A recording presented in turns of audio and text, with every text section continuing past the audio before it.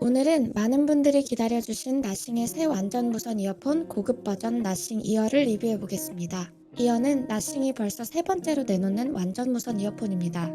가격은 18만 9천 원으로 전작 이어2와 동일합니다. 나싱 이어의 디자인은 전작과 거의 같습니다. 이어1이 출시된 지 벌써 3년이 되어서 그런지 확실히 디자인 면에서 처음 나왔을 때의 그 임팩트는 안 느껴지네요. 그래도 여전히 아주 예쁜 디자인이긴 합니다.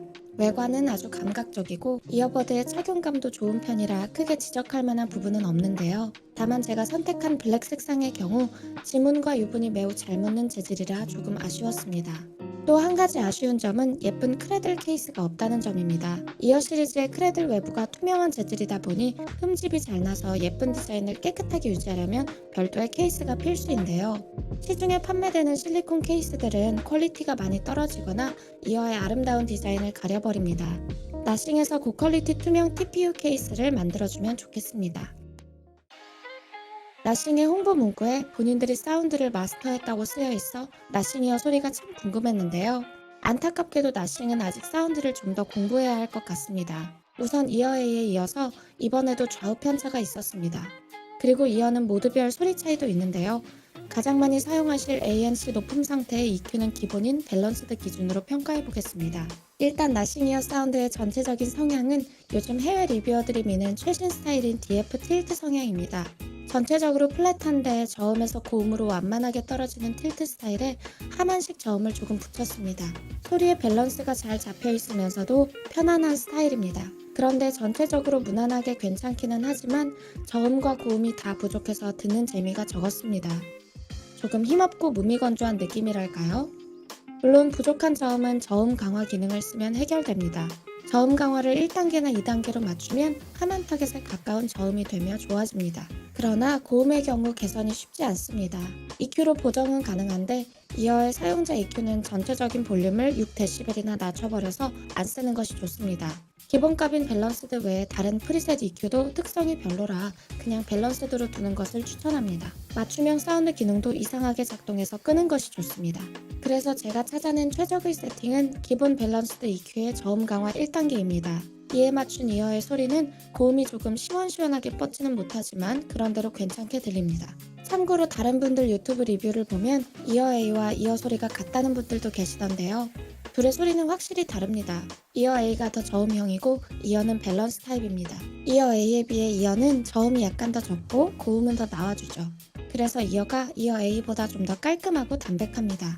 취향에 따라 이어 A의 저음형 사운드를 더 좋아하시는 분들도 있겠지만 저는 그래도 이어의 상대적으로 선명한 소리가 좀 더 낫다고 생각합니다. 나싱 이어는 노이즈 캔슬링 성능이 좋습니다. 이 정도면 거의 1티어로 봐도 되는데요. 전대역을 고르게 차단해주는 편이라 만족스러웠습니다.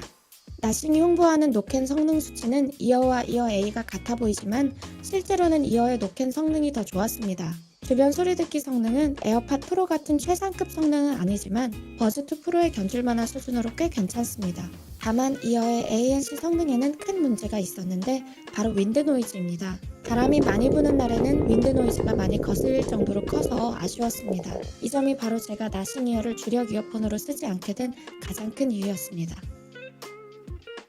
이전에 리뷰한 나싱의 하위 모델 이어 A는 다양한 부가 기능들이 참 마음에 들었었는데요. 상위 모델인 이어도 다양한 기능들을 제공해서 이 점은 만족감이 높습니다.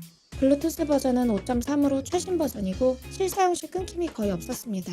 코덱은 기본 SBC, AAC 외에 고음질 코덱인 LDEC과 LHDC 코덱을 지원합니다. 멀티포인트 기능을 지원해서 폰과 다른 기기에 같이 연결할 수 있는 점이 좋고 구글 패스트 페어, 마이크로소프트 스위프트 페어 기술을 지원해서 안드로이드 폰이나 PC에 연결할 때 편리합니다. 딜레이의 경우 기본적으로 조금 있는 편인데 저지연 모드를 사용하면 해결됩니다.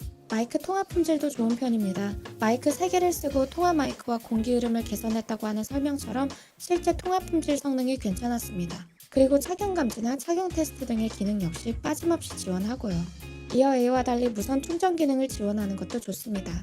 배터리 재생 시간은 ANC 활성화 시 이어버드 5.2시간, 케이스 포함 24시간으로 이어 A보다는 조금 짧지만 이어도 충분히 긴 편이고 무선 충전도 수시로 편하게 충전할 수 있어서 오히려 배터리 불편함이 더 적었습니다. 급할 때는 10분 충전으로 10시간 사용 가능한 급속 충전 기능도 그대로 지원합니다.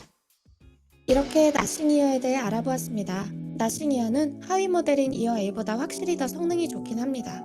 소리의 밸런스도 낮고 노이즈 캔슬링 성능도 더 좋습니다. 무선 충전을 지원하는 점도 편리하고요.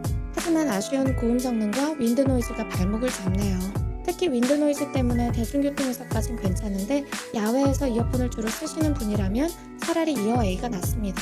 윈드 노이즈는 펌웨어로도 개선이 가능한 부분이라 나싱이 빨리 업데이트를 해주면 좋겠습니다만 개선 전까지 이어 구입을 추천하기는 쉽지 않을 것 같습니다. 다 잘 만들어 놓고 조금씩 나사가 빠진 모습을 보여주는 점은 스타트업의 한계인 걸까요? 참 아쉽습니다. 그래서 제 점수는 C에 가성비 점수는 별 1개입니다. 윈드 노이즈가 개선된다면 점수는 B까지 올릴 예정입니다. 이번에 준비한 영상은 여기까지입니다. 궁금하신 점이 있으시면 댓글이나 네이버 카페 리얼 사운드에서 문의 주세요. 재미있게 보셨다면 좋아요, 댓글 그리고 알람 설정 부탁드립니다. 그럼 다음 이어폰 리뷰로 찾아뵙겠습니다.